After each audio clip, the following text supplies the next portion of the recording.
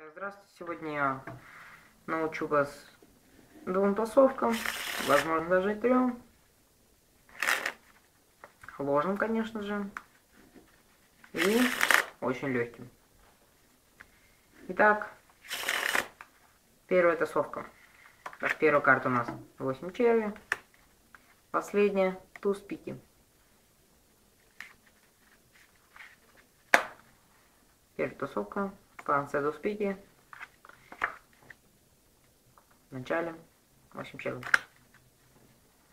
Итак, вторая тасовка.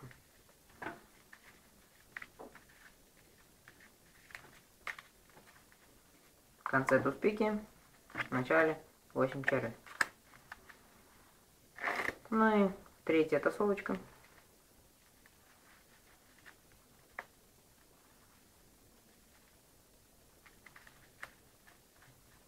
В конце туз пики, в начале 8 червей. Этим трем тасовкам вы сможете научиться